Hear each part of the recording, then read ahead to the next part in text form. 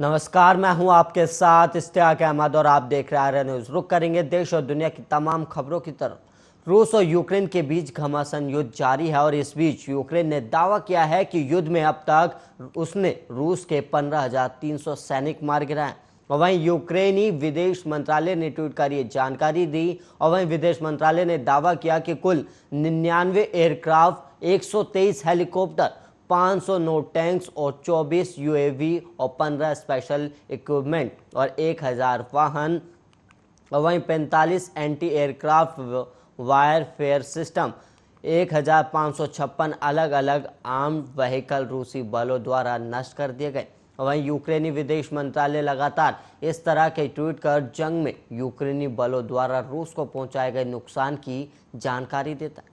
हालांकि आधिकारिक तौर पर इस डेटा की पुष्टि करने का कोई तरीका नहीं है और यूक्रेनी पक्ष के नुकसान का डाटा भी स्पष्ट नहीं है। और इससे पहले यूक्रेन के राष्ट्रपति वोलोदिमीर जेलेंस्की ने सोमवार देर रात अपने रूसी समकक्ष व्लादिमीर पुतिन के साथ सीधी शांति वार्ता की पेशकश को दोहराया। वहीं जेलेंस्की ने स्थानीय मीडिया से कहा कि वह लगभग 1 महीने पुराने युद्ध, जिसने कई यूक्रेनी शहरों को तबाह कर दिया, को समाप्त करने के लिए पुतिन से मिलकर किसी भी प्रारूप में चर्चा करने के लिए तैयार है।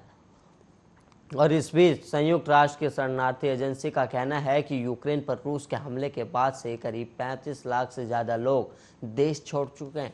वहीं गौरतलब है कि दूसरे विश्व युद्ध के बाद शरणार्थियों की संख्या सहित विभिन्न मायनों में ये यूरोप के लिए सबसे बड़ा शरणार्थी संकट है। वहीं संयुक्त राष्ट्र शरणार्थी उच्चायुक्त कार्यालय ने मंगलवार को बताया कि करीब 35.3 लाख लोगों ने यूक्रेन छोड़ा है और इनमें से सबसे ज़्यादा 21 लाख लोगों को पोलैंड ने अपने यहाँ शरण दी और उसके बाद रोमानिया ने करीब 5,40,000 और मोल्दोवा ने 3,67,000 से ज़्यादा लोगों को अपने यहाँ शरण दी।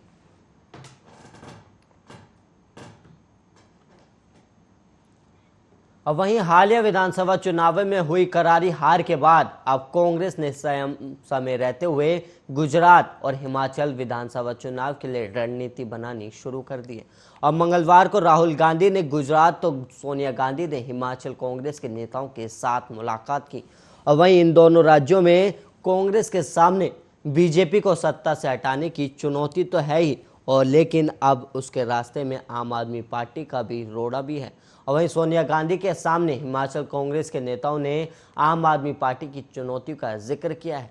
और वहीं दूसरी तरफ मिशन गुजरात के लिए कांग्रेस और प्रशांत किशोर के साथ आने की चर्चा है। और गुजरात में 27 सालों से सत्ता से बाहर कांग्रेस पार्टी पिछले विधानसभा चुनाव में बीजेपी को कड़ी टक्कर देने के बावजूद चूक गई। मंगलवार को राहुल गांधी से मुलाकात करने के बाद प्रभारी रघु शर्मा का दावा है कि साल के अंत में होने जा रहे गुजरात विधानसभा चुनाव में कांग्रेस करीब 125 सीटें जीतेगी। और इसके लिए कांग्रेस ने अभियान भी तेज कर दिया और बीते दिनों द्वारका में चिंतन शिविर के बाद अब कांग्रेस 6 अप्रैल से गुजरात से दिल्ली तक एक पद यात्रा निकालने जा रही है। और राहुल गांधी अहमदाबाद में इस पद यात्रा को हरी झंडी दिखा सकते हैं। और गुजरात चुनाव को लेकर कांग्रेस की चुनाव रणनीतिकार प्रशांत किशोर से भी बात चल रही है। हालांकि इसको लेकर सवाल पूछने पर कांग्रेस के प्रदेश प्रभारी ने कुछ भी टिप्पणी करने से बचने की कोशिश की और नो कमेंट कहकर चलते बने। और वहीं गुजरात और हिमाचल प्रदेश में साल के अंत में चुनाव होने और बीजेपी कांग्रेस के अलावा इन दोनों राज्यों में इस बार आम आदमी पार्टी पूरी ताकत झोंकने वाली है। और इस वजह से कांग्रेस की चिंताएं और बढ़ गई हैं। और हालांकि कांग्रेस नेता सार्वजनिक तौर पर आपको चुनौती नहीं मान रहे और बीजेपी को सत्ता में वापसी से रोकने में कांग्रेस कामयाब होगी या नहीं, ये तो वक्त बताएगा। लेकिन फिलहाल परंपरा से हटकर कांग्रेस आलाकमान ने कई महीनों पहले से इन राज्यों पर अपनी नजरें जमा दी हैं।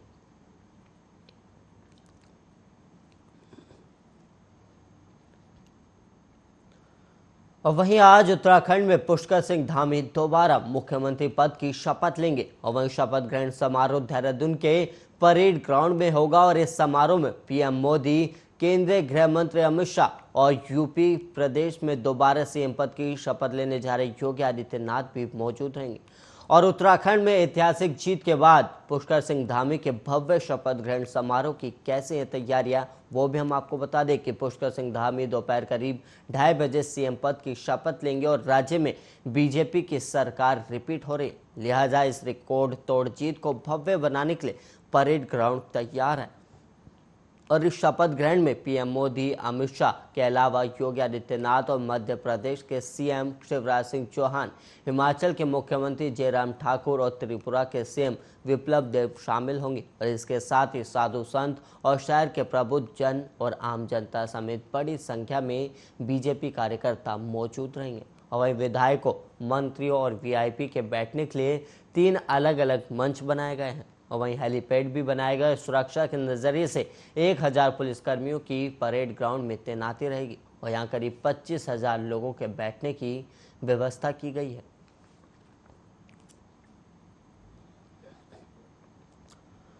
और वहीं बात की जाए कर्नाटक हिजाब विवाद की, तो कर्नाटक हिजाब विवाद में अब फैसला सुनाने वाले हाईकोर्ट जजों को जान से मारने की धमकी देने वाले शख्स की गिरफ्तारी हुई है। और वहीं मिली जानकारी के अनुसार कर्नाटक पुलिस ने उसे तमिलनाडु से गिरफ्तार किया है। और इस व्यक्ति ने कर्नाटक के हिजाब विवाद में फैसला सुनाने वाले 3 जजों को जान से मारने की धमकी दी थी। और वहीं धमकी मिलने के बाद कर्नाटक प्रशासन की तरफ से इन जजों को सुरक्षा भी प्रदान की गई थी।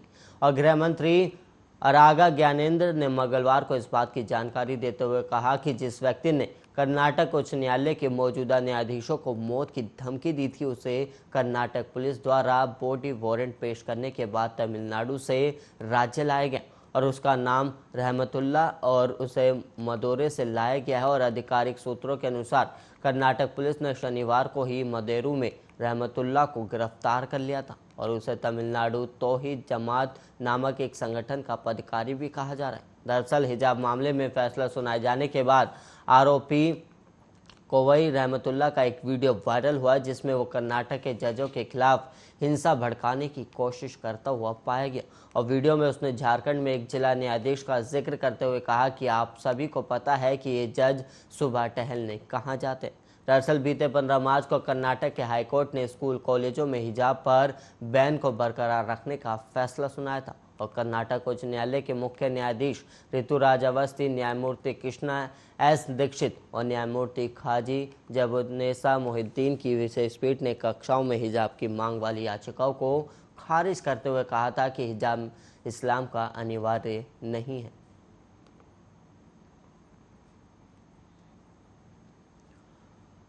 और वहीं एक सूत्रों के हवाले से खबर सामने आई है जहां पर सूत्रों ने कहा कि यूपी पुलिस को राष्ट्रीय राजधानी में संभावित आतंकी हमलों की सूचना मिलने के बाद नई दिल्ली में उच्च सुरक्षा अलर्ट जारी किया गया।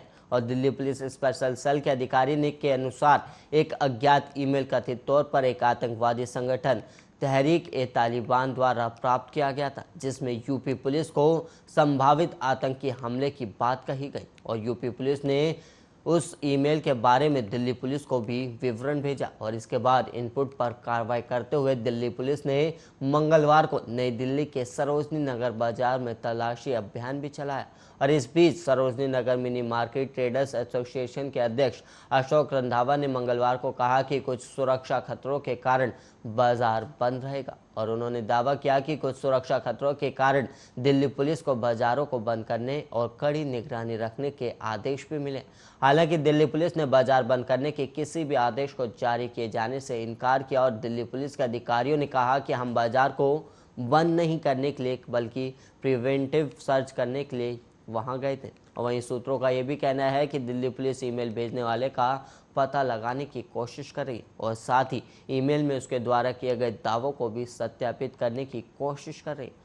और वहीं आपको बता दें कि भोपाल में रविवार को गिरफ्तार आतंकियों में से हुई पूछताछ में एक खुलासा हुआ था और देश के 9 राज्यों में आतंकी गतिविधियों के बढ़ने और हमले होने की आशंका भी जताई गई। और ये राज्य वो हो सकते हैं जहां बांग्लादेश का प्रतिबंधित आतंकी संगठन जमातुल मुजाहिदीन बांग्लादेश अपनी जड़ें पक्की कर रहा है या कर चुका है।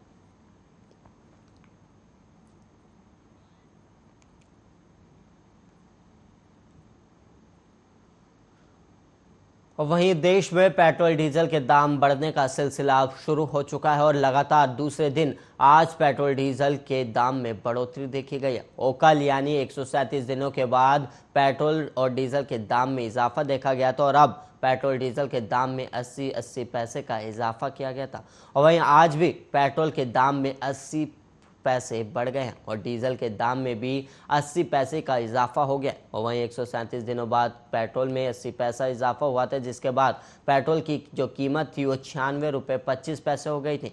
और वहीं आज एक बार फिर से पेट्रोल डीजल के दाम बढ़े और आज नए अपडेट के बाद दिल्ली में पेट्रोल में 80 पैसे प्रति लीटर बढ़े हैं और जिसके बाद नई कीमत 97 रुपये 1 पैसे प्रति लीटर हो गई है। वहीं डीजल की बात की जाए तो डीजल में भी 80 पैसे का इजाफा हुआ और डीजल की कीमत 88 रुपये 27 पैसे प्रति लीटर पर आ गया। और दिल्ली से सटे एनसीआर के नोएडा शहर में पेट्रोल 96 रुपये 9 पैसे प्रति लीटर से बढ़कर 96 रुपये 89 पैसे हो गया है। और डीजल के रेट की बात की जाए तो 87 रुपये 6 पैसे प्रति लीटर से बढ़कर 87 रुपये 86 पैसे प्रति लीटर हो गया। और वहीं बात की जाए गाजियाबाद की तो गाजियाबाद में भी पेट्रोल 96 रुपये 9 पैसे प्रति लीटर से बढ़कर अब 96 रुपये 89 पैसे प्रति लीटर हो गया। और वहीं बात की जाए गाजियाबाद में डीजल के रेट की तो डीजल का रेट जो पहले 87 रुपये 6 पैसे प्रति लीटर था वो अब बढ़कर 88 रुपये 40 पैसे प्रति लीटर हो गया है।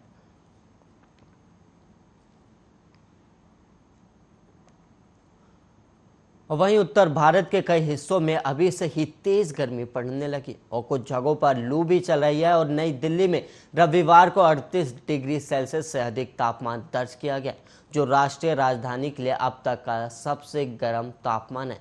और जम्मू और उत्तराखंड में भी गर्मी बढ़ गई है और इन राज्यों से भी पिछले हफ्ते कुछ समय के लिए लू की सूचना मिली थी। और राजस्थान पिछले करीब एक हफ्ते से लू की चपेट में और दिल्ली समेत उत्तर भारत के कई इलाकों में पिछले कुछ दिनों से पारा चढ़ गया है और गर्म हवाएं भी चल रही हैं। और वहीं बात की जाए मध्य प्रदेश की और मध्य प्रदेश और महाराष्ट्र और राजस्थान और यूपी के कई हिस्सों में तापमान बढ़ने से लोगों की परेशानी भी बढ़ गई है। और अब ये समझने की कोशिश है कि मार्च में उत्तर और उत्तर पश्चिम भारत में इतनी गर्मी क्यों है। तो वहीं आपको बता दें कि भारतीय मौसम विज्ञान विभाग के मुताबिक राजस्थान में सामान्य तौर पर मार्च के अंत में बनने वाला एंटी साइक्लोन इस बार जल्दी बना है और पश्चिमी विक्षोभ भी सक्रिय नहीं है और इससे थार मरुस्थल और पाकिस्तान से गर्म हवाएं आनी शुरू हो गई हैं। और मौसम विभाग के मुताबिक पिछले कुछ दिनों के दौरान गुजरात, दक्षिण पाकिस्तान से दक्षिणी हवाओं ने गर्मी को दक्षिणी और दक्षिण पश्चिमी राजस्थान में ले लिया है। और वहीं कोई सक्रिय पश्चिमी विक्षोभ नहीं था जो ठंडी हवाएं लाता है। वहीं परिणाम स्वरूप जम्मू, राजस्थान और आसपास के क्षेत्रों में तापमान सामान्य से अधिक रहा और मौसमी संक्रमण के साथ साथ प्री मानसून वर्षा की कमी ने तापमान को बढ़ाने में योगदान किया है। वहीं आईएमडी ने बताया कि मार्च में देश के अधिकांश हिस्सों में गरज के साथ अहम गतिविधि और संबंधित बारिश नहीं हुई है।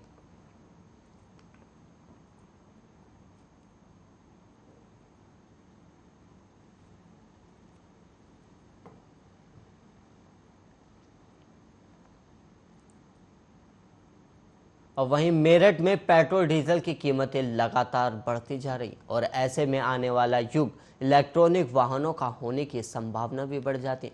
तो वहीं बढ़ती डीजल की कीमतों ने खेती को और महंगा कर दिया और ऐसे में योगेश ने किसानों की कृषि लागत कम करने की दिशा में ई ट्रैक्टर विकसित किया है। और इसी पर हमारे संवाददाता शाहिद मंसूरी ने ट्रैक्टर बनाने वाले से बातचीत भी की और बताया कि कैसे उन्होंने ये ट्रैक्टर बनाया है। मेरठ, जहां एक तरफ पेट्रोल डीजल के दाम बढ़ते चले जा रहे हैं, वहीं हम पहुंचे हैं आज खरखोदा क्षेत्र के चंदपुरा गांव के अंदर, जहां हम योगेश जी के घर पहुंचे हैं, जहां उन्होंने कृषि को देखते हुए एक नया ट्रैक्टर का आविष्कार किया है, जिससे जो है प्रदूषण की भी बचत होगी और साथ ही उनकी जेब खर्चा भी कम होगा। जी मैं आपको दिखाना चाहूँगा कि योगेश जी किस तरीके से जो है ट्रैक्टर का आविष्कार कर रहे हैं, जिससे काफ़ी बचत होगी। और आप मेरे पीछे देख सकते हैं कि किस तरीके से ये ट्रैक्टर यहाँ तैयार करते हैं। ये इलेक्ट्रॉनिक ट्रैक्टर कहा जाता है इसे। और साथ ही मैं आपको दिखाना चाहता हूँ कि जो उन्होंने ट्रैक्टर तैयार किया है, उस ट्रैक्टर का मैं आपको एक्सक्लूसिव तस्वीरें दिखाना चाहता हूँ कि ये इन्होंने ट्रैक्टर बनाया है, जिसे आप देख सकते हैं कि सिर्फ इसके अंदर जो है एक छोटी सी बैटरी लगाई गई है और ये पूरा ट्रैक्टर इन्होंने खुद ही तैयार किया है। जो घर की चीज़ें होती हैं बेकार या फिर कुछ समझ लिए कुछ इन्होंने अपने पास से भी इसके अंदर आविष्कार किए हैं कि भाई जो किसानों की बात करें कि भाई जिस तरीके से जो है बराबर जो है पेट्रोल महंगा होता चला जा रहा है, डीजल महंगा होता चला जा रहा है। इसी को देखते हुए ये चीज़ इन्होंने बनाई है, जिसे इलेक्ट्रॉनिक ट्रैक्टर का नाम इन्होंने दिया है।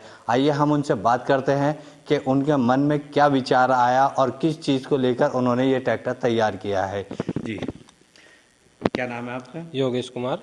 योगेश कुमार जी, जो ये आपने इलेक्ट्रॉनिक ट्रैक्टर बनाया है, ये आपने किस चीज़ को सोचकर बनाया है? सर, सबसे पहले तो प्रदूषण बहुत फैल रहा है और किसानों की ज़रूरत के लिए ये बनाया है, ताकि पेट्रोल डीजल बहुत महंगे होते जा रहे हैं, उसको देखते हुए किसान के लिए बहुत ही फायदेमंद है। अच्छा, इसे बनाने में कितनी लागत आ जाती है? सर, इसे बनाने में 45 से 50 के बीच की लागत आई है। अच्छा, अगर जैसे कि तरीके से किसानों के लिए ये एक बहुत कम आय पे तैयार होने वाला इलेक्ट्रॉनिक ट्रैक्टर है, क्या ये किसानों को जो है खेत जोतने में, काम करने में सहायक होगा? जी सर, बिल्कुल सहायक होगा। खेत जोतने में, काम करने में और सामान लाने ले जाने में भी बहुत ही अच्छा है। कितना भार ये जो है उठा सकता है? ये 5 से 6 कुंटल वेट बड़े आराम से ले जा रहा है। अच्छा, अगर ये हम बात करें, जैसे आप ये भार लेके जाते हैं, तो हाँ जी। क्या लोग इसे पसंद कर रहे हैं? सर, लोग बहुत ज़्यादा पसंद कर रहे हैं, इसे चला के देखते हैं, सेल्फी भी लेते हैं, बहुत ही ज़्यादा पसंद कर रहे हैं। जिस तरीके से लोगों ने देखा, तो आपके पास और भी लोग कह रहे होंगे भाई हमारे लिए बनाया जाए या नहीं बनाया जाए, क्या कुछ कहना है इसके बारे में? सर, काफ़ी फ़ोन आ रहे हैं बनाने के लिए, तैयार करने के लिए, इसलिए अभी मैंने ये कहा ये ट्रायल पे चला रहा है, जिससे उन्होंने मैं कोई अभी जवाब नहीं दे पाया। इसकी ट्रायल होने के बाद मैं उन्हें बनाकर दिखाने वाला हूँ। जरा हमारे दर्शकों को बताएंगे कि ये किस तरीके से स्टार्ट होता है, किस तरीके से चलता है? जी, आप साफ देख सकते हैं कि किस तरीके से योगेश जी जो है इस ट्रैक्टर को जो है दिखा रहे हैं कि किस तरीके से ये बनाया जाएगा और किस तरीके से ये स्टार्ट होगा। सबसे पहले इन्होंने जो है ये चाबी को ऑन किया है। ऑन करने के बाद ये स्विच जो है ये ऑन करते हैं। ऑन करने के बाद एक इनके पास ये बटन है जो लाइटों का है, एक इनके पास बटन है जो रिवर्स किया जाता है। साथ ही इन्होंने सामने आने वाले को हटाने के लिए जो है हॉर्न की भी सुविधा दी है इसके अंदर। आप साफ देख सकते हैं कि किस तरीके से योगेश जी जो है इस ट्रैक्टर को चलाते हुए नज़र आ रहे हैं और काफ़ी लोग चंदपुरा गांव के अंदर और खरखोदे के अंदर, अगर हम बात करें मेरठ की, तो मेरठ के अंदर भी काफ़ी लोग इसको पसंद कर रहे हैं और इनसे बार बार कहते हैं कि भाई किस तरीके से ये आपने बनाया, और इसे खरीदने के लिए काफ़ी लोग इनके पास आ रहे हैं। जी, शाहिद मंसूरी के साथ आर्या न्यूज़ मेरठ।